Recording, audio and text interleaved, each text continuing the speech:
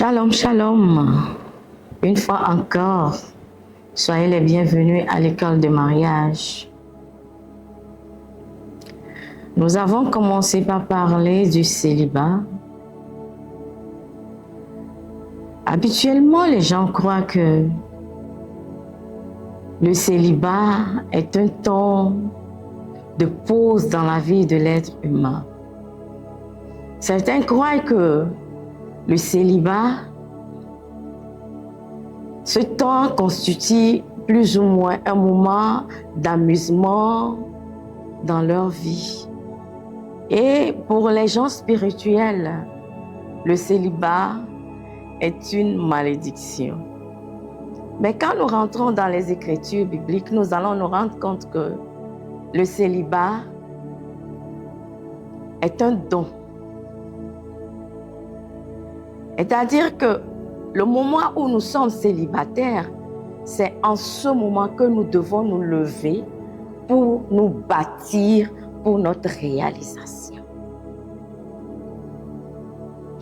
Les gens croient seulement que quand on est célibataire, c'est qu'on n'a pas trouvé de femme ni de mari.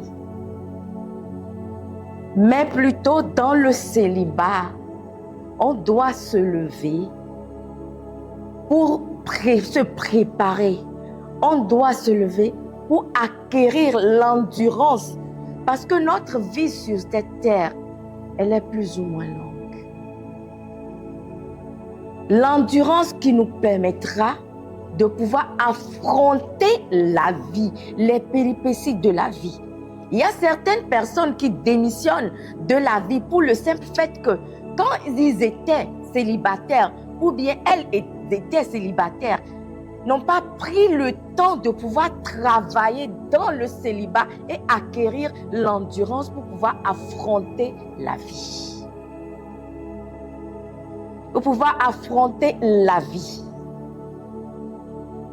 Par exemple, comme nous allons à l'école, nous prenons du temps pour apprendre et réussir à nos examens. Maintenant, pourquoi nous ne prenons pas le temps de pouvoir préparer la vie active dans laquelle il y aura le mariage? Si je m'attarde sur le mariage, nous devons l'aborder avec intentionnalité. Certaines croient que c'est par chance, par grâce pour certaines personnes que le mariage marche. Non. Une personne qui s'est bien préparée avant d'entrer dans la vie active ou bien avant d'affronter le mariage ne fera que réussir son mariage. La plupart des gens cherchent le grand amour en oubliant qu'il faut soi-même être guéri, guérir de ses blessures émotionnelles pour pouvoir attirer la bonne personne. En tant que célibataire, nous devons apprendre à être joyeux en nous-mêmes. Tu dois être gai. Tu dois savoir vivre ta vie.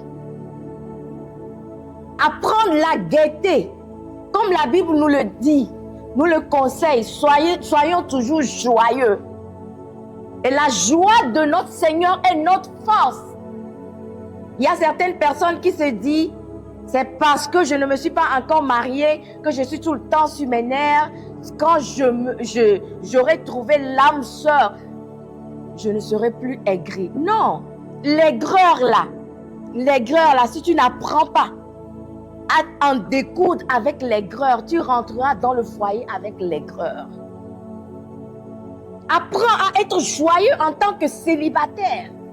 Apprends à être joyeux. Que la joie du Seigneur soit ta force. Sois toujours joyeux et tu attireras la bonne personne. Sois toujours joyeux. Sois toujours joyeux. Sois toujours joyeux. En tant que célibataire, apprends à être gai, à vivre ta vie, à développer tout ce dont tu as besoin pour pouvoir vivre. en deux, guéris de tes blessures émotionnelles. Certains foyers ou bien certaines ont raté leur vie pour le simple fait que ces gens n'ont pas guéri de leurs blessures émotionnelles. La colère à outrance. La colère à outrance. Si nous prenons l'exemple de Moïse, Moïse était colérique. Ce n'est pas quand Dieu l'a appelé que la colère s'est développée, non. Il avait la colère en lui depuis. Quand il était sorti, il était encore prince d'Égypte, quand il était sorti pour aller voir ses frères qui travaillaient.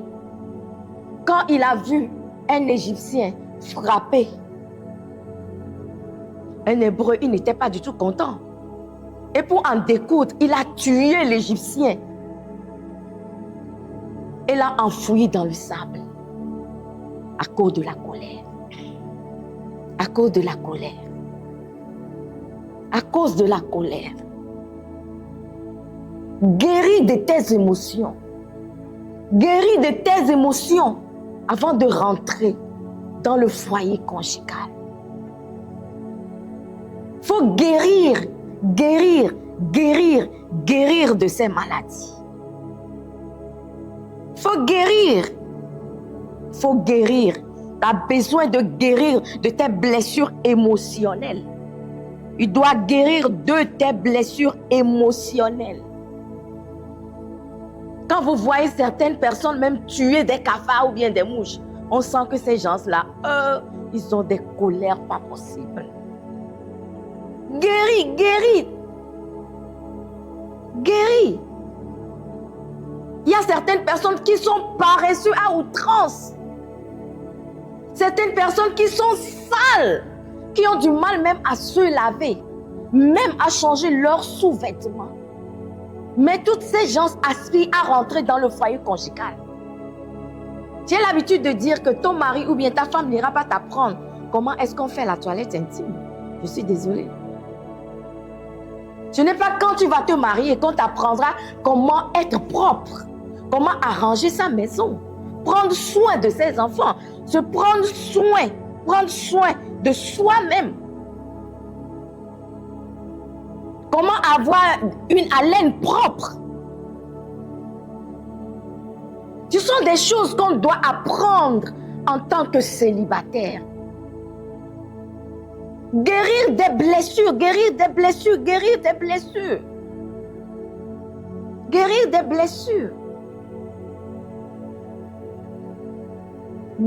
blessures émotionnelles. Le complexe d'infériorité. On doit en guérir. Vous voyez, notre Seigneur Jésus-Christ, quand il était sur la terre, il était un homme qui avait de l'assurance hors norme. Il avait de l'assurance hors norme. Quand il était en train de prêcher et les gens étaient en train de partir, il a demandé aux disciples, est-ce que vous n'allez pas partir? Est-ce qu'un homme de Dieu aujourd'hui pourra demander à ses fidèles, est-ce que vous n'allez pas partir? Non, Jésus avait de l'assurance, pas possible. Il a de l'assurance, il avait de l'assurance, il était confiant, il savait ce qu'il faisait. Il a demandé à ses disciples, et vous n'allez pas partir? Et ils ont dit, à qui irons-nous? C'est toi qui as la parole de la vie. Devant Jean-Baptiste, Jean-Baptiste ne voulait pas le baptiser parce qu'il disait qu'il n'était pas digne de dénouer les courroies de Jésus-Christ, des souliers de Jésus-Christ. Mais Jésus lui a dit qu'on n'a qu'à faire ce qui est bien et juste. Il était confiant. Quand le diable l'a tenté dans le désert de transformer ses pierres en pain, si c'était toi et moi, nous allons lui demander, il veut quel genre de pain? Il veut quel nombre? Et nous allons transformer. Mais Jésus ne s'était pas inquiété. Il ne s'était pas inquiété. Il a répondu comme cela se devrait. Parce qu'il avait l'assurance. Dans le célibat, nous devons apprendre à avoir l'assurance. Et pour cela que je dis, le célibat est un don que nous devons mettre à profit. Que nous devons, cessons de crier, cessons de pleurer, cessons de nous lamenter. Que oui, personne ne vient me demander en mariage. Non, ce temps-là, prends tout ce temps, bâtis-toi. Apprends l'endurance de la vie. Parce que la vie va t'exposer à des événements dont tu auras besoin de l'endurance pour pouvoir y traverser, pour pouvoir y résister. Faut y résister. Cessons de nous plaindre tout le temps. Il y a certaines personnes qui sont devenues aigries à cause du mariage. Aigries. On ne peut même plus discuter du mariage avec ces gens. La personne t'avale tout cru parce que la personne a été blessée par le passé. Guéris de tes blessures, guéris de tes blessures. Certaines personnes, même parce que ces gens ont eu tellement d'expérience, de cœur brisé en morceaux, et n'ayant pas guéri de ces blessures, à peine un homme commence par venir, je te vois venir et je te vois venir, c'est comme ça que vous faites tout le temps. Après tout, quand on commence par vous aimer là, vous brisez le cœur des gens et puis vous les laissez tomber. Non, ma soeur. Non, ma soeur. Guéris de ces blessures. Que la joie du Seigneur soit ta force. Sois gai en toi. Apprends à être gai. Apprends. Apprends à être gai en toi-même. Et apprends à guérir de tes blessures émotionnelles. Guéris de tes blessures émotionnelles. Guéris de tes blessures émotionnelles. Jésus-Christ est l'exemple parfait. L'exemple parfait. Moïse n'avait pas guéri de la colère. Il avait cette colère en lui qui s'est amplifiée quand ils étaient en exode. J'ai l'habitude de dire que le mariage amplifie les caractères, surtout les mauvais caractères des gens. Le mariage amplifie tellement, amplifie.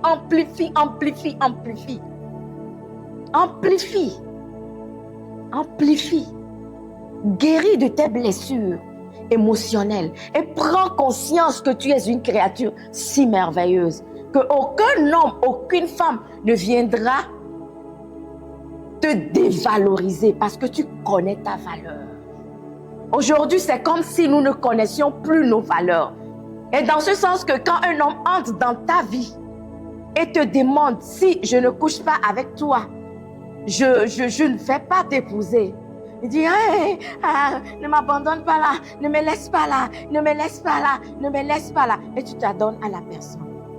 Et la personne, quand la personne va finir, la personne te dira, je suis désolée. Je suis désolée. J'ai une histoire que j'ai l'habitude de raconter. Nous avions commencé avec cette sœur. On était tous au CG quand nous avions reçu Christ. Nous avions commencé. Elles étaient plus âgées que moi en âge. Elles étaient de grandes filles. Moi, j'étais une petite fille en ce moment.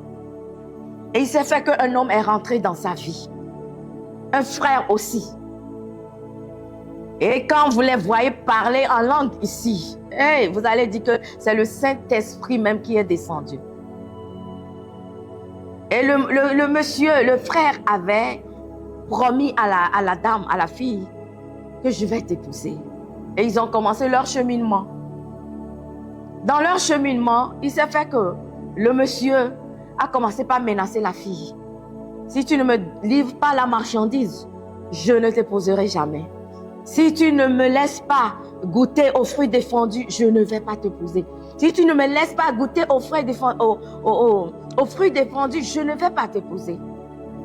La sœur, n'ayant pas développé l'endurance, s'est laissée berner par cet homme. Quand le monsieur a fini de se satisfaire, le monsieur lui a dit, désolé, je ne pourrais pas t'épouser. Tu es une fille très, très facile. Je ne peux pas t'épouser. Tu es une fille facile. Aujourd'hui, c'est ce qui arrive à bon nombre de nos sœurs.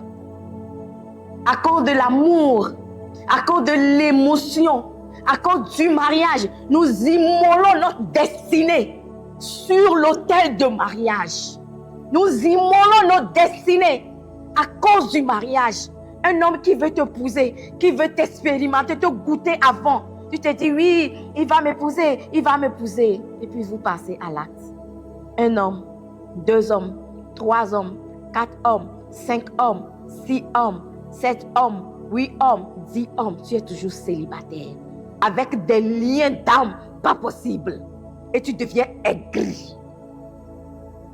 Peut-être en temps, vous avez eu à faire des évacuations.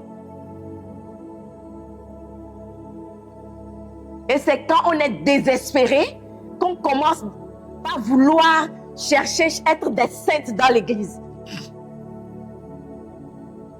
C'est en ce moment qu'on prend conscience qu'on n'avait pas agi. Il est temps, c'est le moment de prendre conscience, ma soeur. C'est le moment de prendre conscience, ma soeur. Je dis à nos sœurs, un homme n'a rien à perdre dans votre rupture, mais c'est toi qui perds. C'est toi la femme qui perd.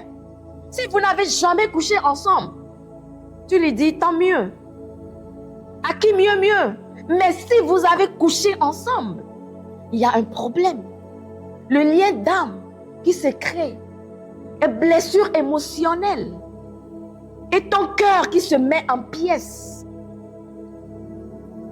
Mais non, mon âge avance, mon âge avance, mon âge avance, mon âge avance, mon âge avance. Sous le prétexte que mon âge avance, on va immoler sa destinée sur l'autel de mariage. Et on ne nous épouse même pas. Même si il advenait que l'homme t'épouse, j'ai connu une fille. Je l'ai connue. Elle était avec nous. Elle faisait la formation modulaire. Et c'est là-bas qu'il a rencontré celui qui devrait être son mari. Elle était partie pour aller payer l'écolage. Et c'est là-bas que le comptable lui a demandé de sortir avec lui. Et qu'est-ce qui s'est passé? Qu'est-ce qui ne s'est pas passé? Ils se sont retrouvés sur le lit. Et c'est comme ça que la fille a pris la grossesse. En temps, ils se sont mariés au fait.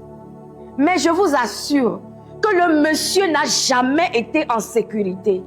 Quand la fille là, doit sortir, doit venir aux réunions de femmes, la fille là, ne sort jamais seule.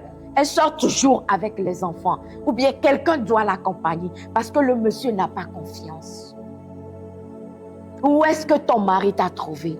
Dans quelle situation est-ce que vous vous êtes mariés? Certaines sœurs se sont mariées parce qu'il y avait la grossesse. Est-ce que ton homme peut avoir confiance en toi? Non, c'est pour cela que je dis que le célibat est un don. C'est dans le célibat que tu dois te bâtir.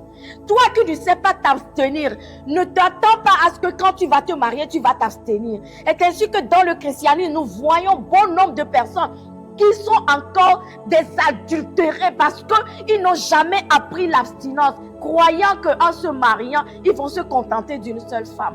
Non, ce que tu n'as jamais appris, tu n'as jamais expérimenté, tu ne pourras jamais vivre cette chose. Et aujourd'hui, nous voyons des hommes de Dieu qui se disent non, je ne peux pas rester avec une seule femme toujours. Ils sont mariés, mais il y a encore, ils regardent de gauche à droite, de gauche à droite. Le célibat est un don où on doit se bâtir. On doit se bâtir. On doit se bâtir. La Bible dit, l'apôtre Paul dit, la vierge, celle qui n'est pas mariée, veut plaire à son Dieu. Au moment du célibat, tu cherches Dieu, tu développes ton intimité, tu développes ta spiritualité, tu développes tout ce dont tu as besoin pour pouvoir t'épanouir dans le célibat. Dans le célibat. C'est dans le célibat qu'on développe toutes ces choses. C'est dans le célibat qu'on développe toutes ces choses. J'ai dit en un qu'on doit être gai. Tu dois apprendre la joie. Étant célibataire, vivre dans la joie et non vivre dans la tristesse tous les jours parce que tu n'es pas marié. Tu ne dois pas être frustré à cause du mariage. Le mariage n'est pas la fin du monde. Tu ne te définis pas par le mariage. Le mariage vient dans notre vie et nous permet de pouvoir accomplir notre destinée. Et sans le mariage, tu vas vivre. Sans le mariage aussi, tu pourras faire ce que tu veux faire dans la vie, ce que tu vas devenir dans la vie. Que le mariage ne soit pas le terminus. Parce que tout le monde n'est pas appelé à se marier. Il y a certaines personnes qui ne vont jamais se marier jusqu'à quitter cette terre. Et quand nous voyons la plupart des gens qui ont réussi dans ce monde, ce sont des gens qui se sont bien préparés quand ils étaient célibataires. Ils connaissaient leur feuille de route, leur destinée. Ils savaient avec précision ce qu'ils allaient faire. Et ils ont réussi aujourd'hui. Mais nous, en tant que célibataires, on est là, on crie au Seigneur. Seigneur, oui, donne-moi une femme. Seigneur, donne-moi un homme. Mon âge avance, mon âge avance, mon âge avance. Toi, tu ne sais même pas te laver. Tu ne sais même pas faire la propreté, mais tu veux te marier. Tu veux te marier. Tu veux te marier. Tu ne connais pas ton Dieu. Tu ne connais même pas la Bible, mais tu veux te marier. Tu ne sais même pas comment prier. Tu veux te marier. Tu veux te marier. Le célibat est un don, mon frère. Le célibat est un don, ma soeur. Mets à profit le célibat. Mets à profit le célibat. Mets à profit le célibat. Mets à profit le célibat. Tout ce dont tu as besoin, développe toutes ces choses dans le célibat. Parce que quand on se marie, ça devient compliqué. Ça devient compliqué. Le Saint-Esprit est en train de te parler ce soir. Toi qui as la colère à outrance, toi tu ne sais pas pardonner. Toi qui as les blessures émotionnelles, le rejet, tu as été rejeté toute ta vie. Et tu crois que quand tu vas te marier, ton mari va t'aimer jusqu'à... Comme nous voyons dans les feuilletons là. On ne se marie pas pour recevoir, on se marie pour donner, pour aller servir. C'est ce que tu as que tu iras donner dans le foyer. Si tu n'as rien appris dans le célibat, qu'est-ce que tu iras donner? Si tu n'as que des blessures, ce sont des blessures que tu iras donner à ton mari. Tu iras détruire la destinée d'une personne par tes blessures. Le rejet, la trahison, l'abandon, l'injustice.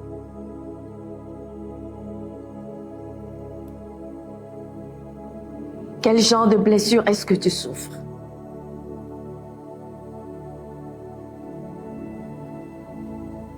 L'humiliation. Tu as été toute ta vie humilié. Et tu t'es dit non, quand je vais me marier, quand je vais porter le nom de madame, en ce moment que je vais exhiber ce nom. Non, si tu ne guéris pas, tes blessures vont s'infecter et infecter ton mariage. Même quand tu auras des enfants, tu auras de la peine à élever tes enfants. Tu auras de la peine à élever tes enfants. Tes enfants auront une mère de nom, mais pas une mère qui les affectionne. Les enfants auront un père de nom et non un père qui les affectionne. Le célibat est un don. Mettons à profit ce temps. Mettons à profit ce temps. Toi qui, dans ton intimité, tu pleures que le Seigneur envoie ton homme. C'est le moment que tu te lèves, que tu demandes au Saint-Esprit, que tu sais que tu es l'aide de quelqu'un, que ce qui manque en toi pour que tu deviennes l'aide parfaite là, que le Saint-Esprit te le révèle. Que le Saint-Esprit te comble, que le Saint-Esprit suscite le désir de toutes ces choses en toi pour que tu te lèves et que tu apprennes et que tu t'apprêtes pour rentrer dans la vie active. Pour rentrer dans la vie active. Le célibat est un don. Le célibat est un don. Mets ce temps à profit. Mets ce temps à profit. C'est une saison dans laquelle tu dois maximiser. Parce que cette saison influence la saison suivante. Elle influence toujours la saison suivante. Si tu ne te prépares pas comme cela se doit dans le célibat, quand tu vas rentrer dans ta nouvelle saison, tu verras qu'il y a eu des petits problèmes. Il y a eu des insuffisances que tu vas commencer maintenant par courir. Vouloir maintenant combler ces insuffisances. Vouloir combler ces insuffisances. Mais le Saint-Esprit te dit ce soir, il te dit ce soir que c'est un temps qu'il faut mettre à profit. C'est un temps où il faut découvrir son Créateur. C'est un temps où il faut découvrir son agenda divin. C'est un temps où il faut découvrir le pourquoi on est sur cette terre. C'est un temps où on doit apprendre, connaître ses talents, connaître ses tempéraments, connaître tout ce dont on a besoin pour pouvoir être équilibré sur la terre. Jésus, en venant, il connaissait son mandat. Il connaissait son mandat. Et pour cela que tout ce qui se passait dans sa vie, il était équilibré en toutes choses. Il était confiant dans tout ce qu'il faisait. Il était confiant. Si c'est nous aujourd'hui dans notre église et puis les fidèles sont en train de partir, est-ce que tu vas demander aux autres pourquoi est-ce que vous ne partez pas? Non. Tu ne pourras jamais le faire, mais Jésus était confiant. Il savait le pourquoi il était là. Il connaissait son mandat. Il connaissait sa puissance de frappe. Il se connaissait. Aujourd'hui, nous-mêmes, on ne se connaît même pas. On se dit que c'est dans le mariage des fois qu'on se découvre certains talents. Mais qu'on aurait dû savoir depuis et aiguiser ces talents. Que le retard dans ta destinée ne soit plus ton partage. Lève-toi et mets à profit ce temps de célibataire. Ce temps de célibat. Même si le célibat est en train de traîner, toi profite du temps. Profite du temps parce que quand le Seigneur aura exaucé à ta prière, il ne faut plus qu'il y ait de couac en ce moment que tu vas te lever. Oui, je ne sais pas faire ci, je ne sais pas faire ça, je ne sais pas faire ci, je ne sais pas faire ça. Non, il est temps que tu te lèves. Lève-toi et apprends. Lève-toi et apprends. Lève-toi et apprends. Et nous lisons dans la Bible, on nous dit dans 1 Corinthiens 7, le verset 32, « Or, je voudrais que vous fassiez sans inquiétude. Celui qui n'est pas marié s'inquiète des choses du Seigneur, des moyens de plaire à son Seigneur. » La Bible nous demande de chercher premièrement le royaume des cieux. Et toutes ces choses, nous serons, tout le reste là, tout ce dont nous avons besoin, nous serons donnés en surplus. Que la personne qui n'est pas mariée, le célibataire s'inquiète des choses du Seigneur. Et qui veut dire que chercher premièrement le royaume des cieux devient sa définition. Devient la définition du célibataire. Et Dieu lui-même va se charger de lui donner tout ce dont il a besoin. Mais si dans le célibat, nous on se lève et on commence par crier, Seigneur, j'ai besoin de mari, j'ai besoin de femme, j'ai besoin de femme, j'ai besoin de femme. Je suis stressée, je suis stressée, je suis stressée, je suis aigrie parce que je ne trouve pas de femme, parce que je ne trouve pas de mari, je suis aigrie, je suis aigrie, je suis aigrie. Comment est-ce que nous allons pouvoir développer notre communion avec le Saint-Esprit? Comment? Comment est-ce que nous pourrons développer la communion avec le Saint-Esprit? Cela ne se fera jamais. Parce que nous-mêmes, on est aigris. Il est temps que tu te lèves et que tu bâtisses maintenant ta spiritualité. Que tu bâtisses maintenant ta spiritualité. En tant que chrétien, que tu saches ce que le Seigneur t'appelle à faire avec précision. Oui, il est temps que tu te lèves. Il est temps que tu te lèves. Ne laisse pas ce temps s'évader ou bien fumer. Non, ne laisse pas ce temps. Mets ce temps à profit. Apprends. Fais ce qu'il faut faire. Apprends. Fais ce qu'il faut faire. S'il faut aller à l'école, il faut aller à l'école. Nous autres, nous avions été à l'école à plus de 40 et quelques ans. Nous avions été à l'école. Nous avions été à l'école. Ce n'est pas quand les portes vont commencer par s'ouvrir, que tu vas te dire, hé, si je savais, je devais apprendre, si je devais faire ça. Non. Quand le célibat se prolonge, là, toi aussi, mets le temps à profit. Lève-toi et mets le temps à profit. Lève-toi et mets le temps à profit. Lève-toi et commence maintenant à mettre le temps à profit. Mets le temps à profit. Mets le temps à profit, c'est le moment. Ce que tu veux faire de ta vie là, c'est le moment de parfaire ces choses. Parce que quand tu vas te marier, quand les enfants vont commencer par venir, ça devient très complexe. Ça devient très complexe. C'est le moment où on est seul là, que c'est bien. Des fois, les gens crient, je suis seul. La solitude. Il y a certaines personnes qui se sont mariées, mais sont plus seules que les célibataires. Ils sont plus seuls que les célibataires. Ils sont plus seuls que les célibataires. Parce que ce n'est pas à ce à quoi ils s'y attendaient. Et ils sont rentrés dans le mariage. Et maintenant, la solitude elle-même. Demandez aux gens qui sont mariés, vous allez voir ce qu'on appelle la solitude elle-même. Il y a certains hommes qui sont tellement seuls, mais pourtant, ils sont mariés. Ils sont mariés. Ils sont mariés. Et leur citerne est vide. Citerne est vide. Et ils se sentent tellement seuls. Seuls. C'est le moment que tu te lèves, que tu bâtisses ta vie, ton endurance en tant que célibataire. Lève-toi pour bâtir ton endurance. Bâtis ton endurance. Bâtis ton endurance. Ne laisse personne te dire que ton âge est en train d'avancer. Ne laisse personne te dire que tu ne vois pas les autres se marier.